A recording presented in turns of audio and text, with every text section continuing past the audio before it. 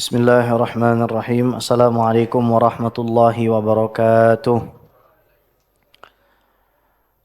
Alhamdulillah wassalatu wassalamu ala sayyidina Rasulillah sayyidina wa maulana Muhammad sallallahu alaihi wasallam ibni Abdullah wa ala alihi wa sahbihi wa mawalah wa la hawla wa la quwwata illa billah.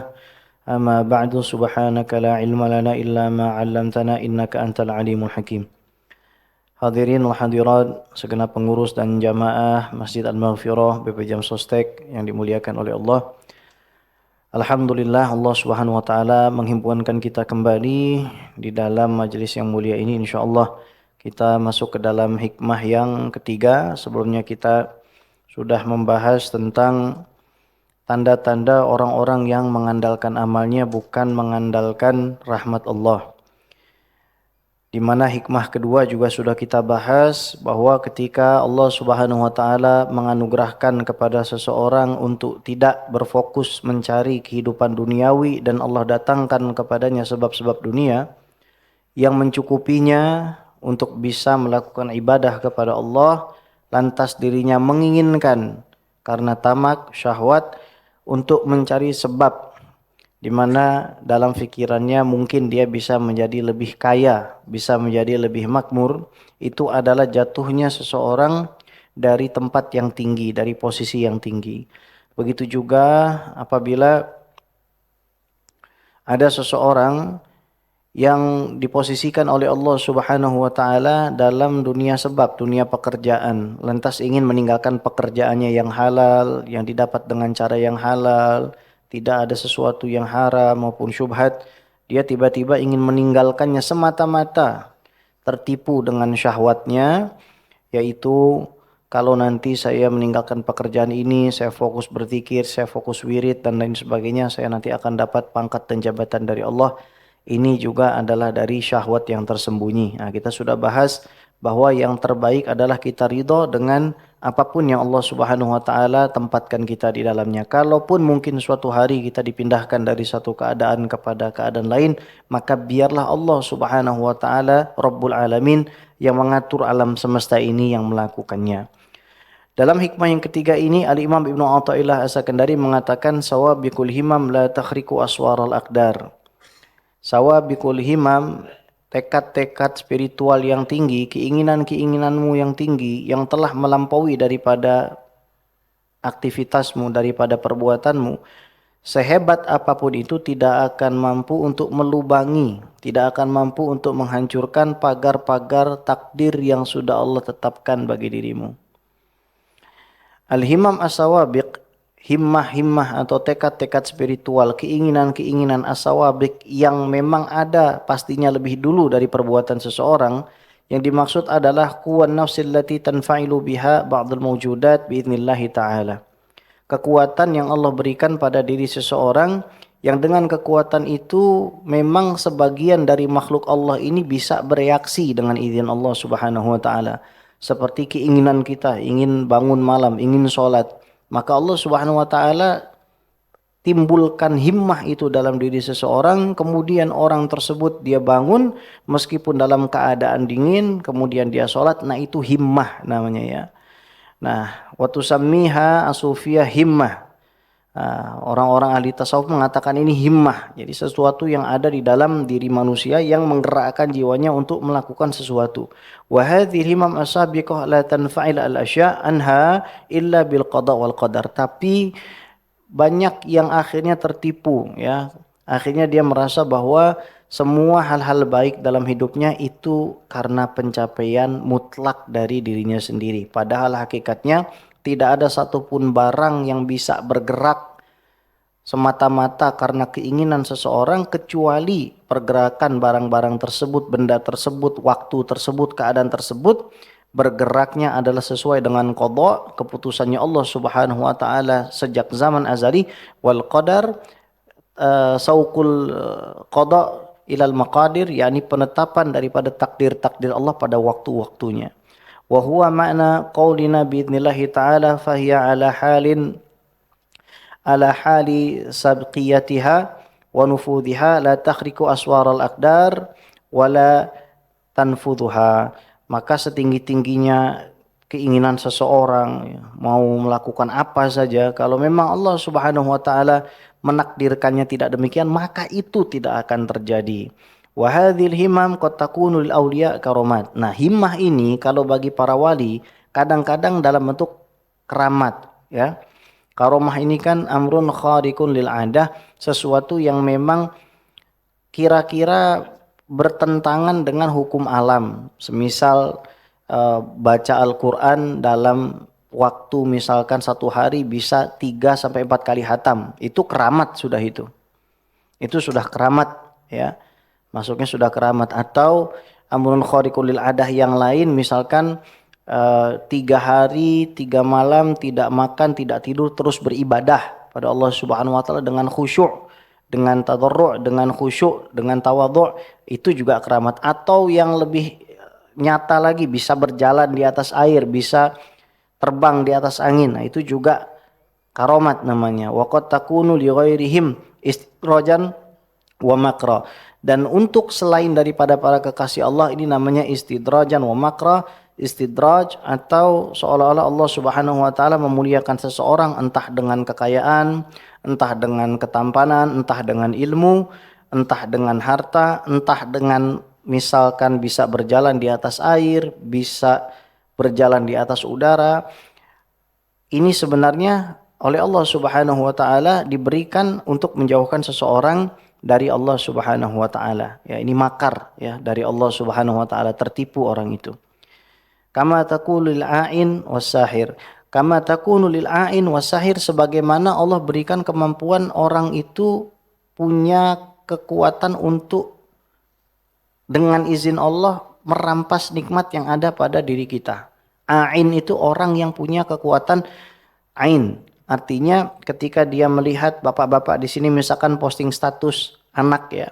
Kemudian a'in ini melihat dan dia mengatakan semoga anak kamu sakit, atau dia mengatakan saya senang banget dengan anak ini, terlalu berlebihan cintanya sehingga akhirnya Allah Subhanahu wa taala itu menjadikan ada sakit pada anak yang kita posting itu namanya ain ya. Maka hati-hati kita juga jangan terlalu kagum ya, baca Masya Allah la quwata illa billah. Setiap kita melihat kenikmatan yang Allah Subhanahu wa taala berikan pada diri kita atau pada orang lain, jangan lupa baca apa? Masya Allah la quwata illa billah. Itu dalam surat Al-Kahfi ya. Allah perintahkan kita untuk membaca itu. Melihat ada orang baru lahiran, Masya Allah la quwata illa billah. Melihat ada orang naik jabatan, Masya Allah la quwata illa billah. Melihat Haji Nu'man nikah lagi, Masya Allah la quwata illa billah. Itu ya. Wasahir, dan juga orang yang mempunyai aktivitas main sihir ya.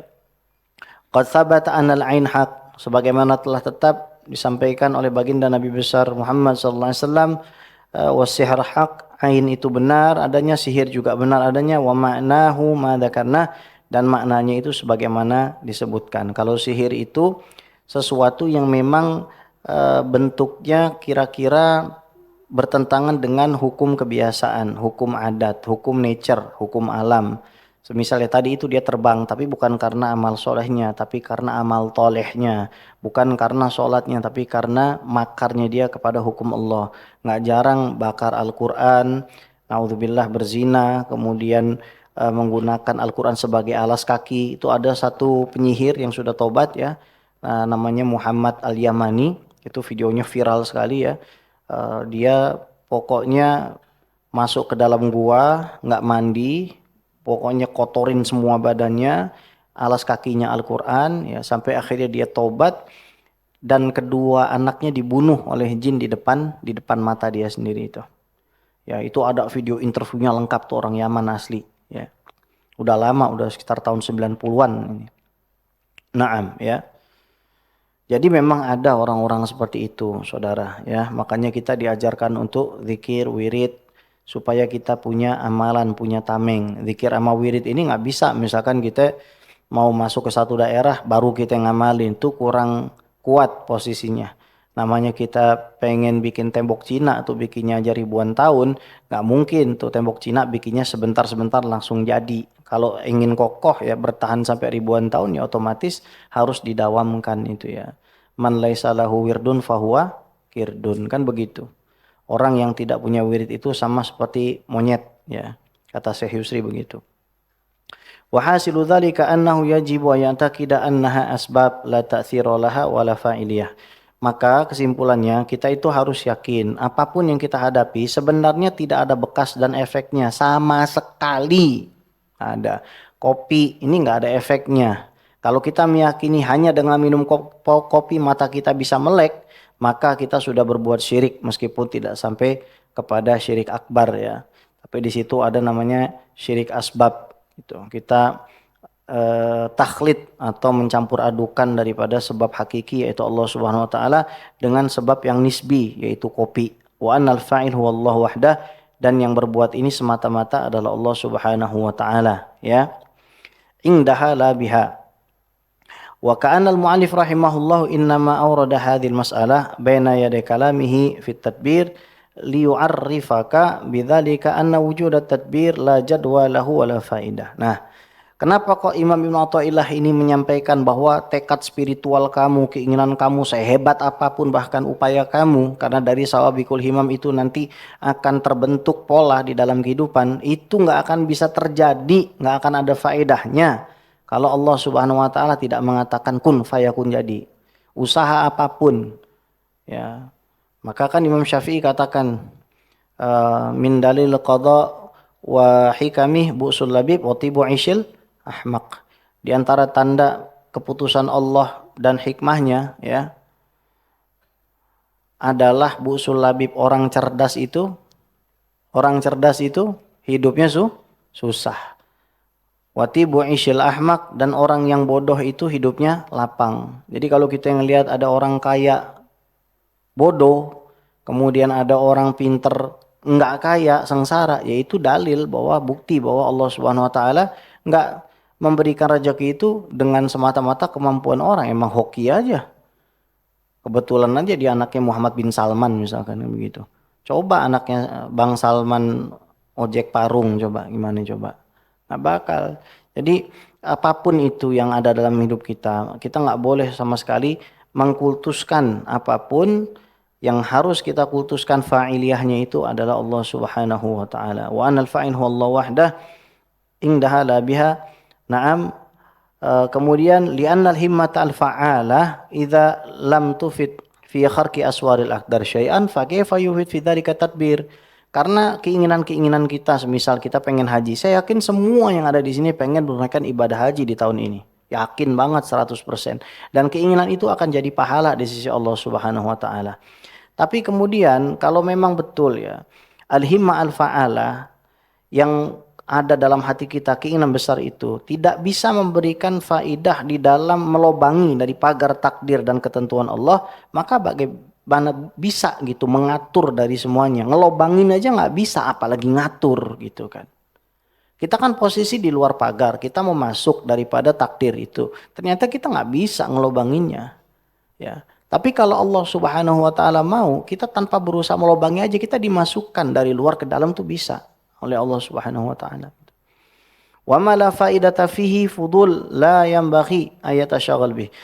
Apa yang enggak ada faedahnya itu fudul, sesuatu yang enggak manfaat gitu.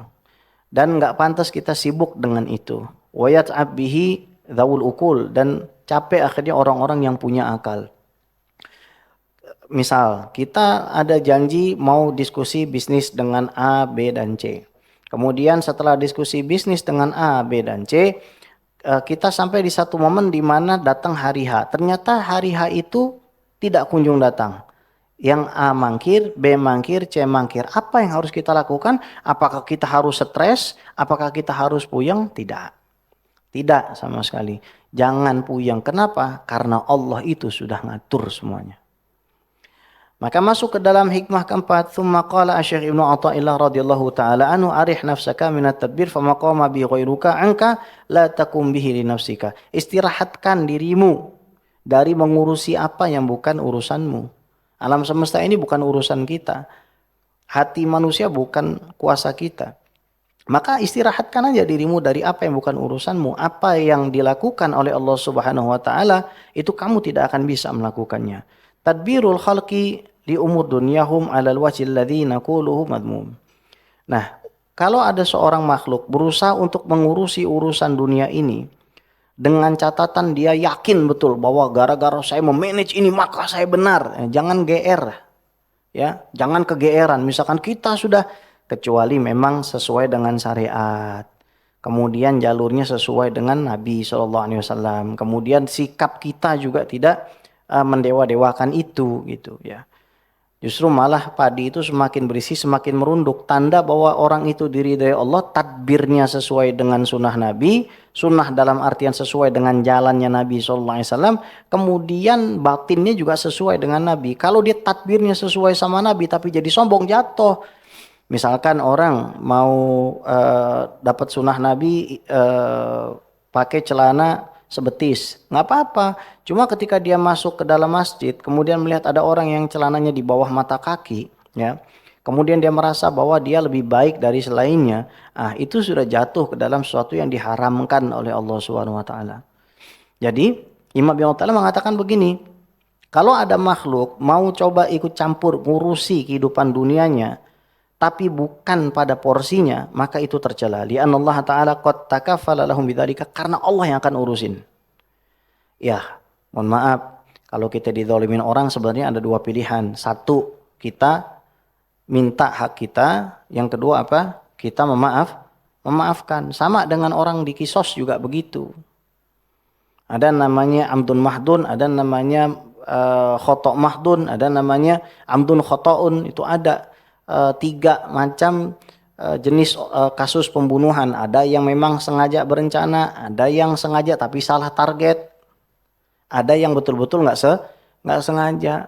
Nah, ketika sudah terjadi maaf daripada ahlul bait atau wali dari orang yang terbunuh ini, otomatis nanti jatuh lagi itu apa namanya, diatnya harus bayar 100 unta bisa dicicil, yang ini nggak bisa dicicil. Itu bisa juga dihilangkan, ditiadakan. Saya maafkan semuanya, itu bisa. Ya, itu bisa. Tapi ketika orang mengambil jalan syariat, ya silahkan aja. Tapi kalau sampai jalan syariat itu membuat dia capek, dia letih, dia lelah, maka dia bukan termasuk orang berakal. Wa qama bihi anhum, dan Allah itu sudah atur itu. Berapa banyak sih kasus di dunia ini yang nggak selesai? Banyak. Tapi apakah nggak diselesaikan sama Allah? Nanti pasti diselesaikan oleh Allah Subhanahu Wa Taala.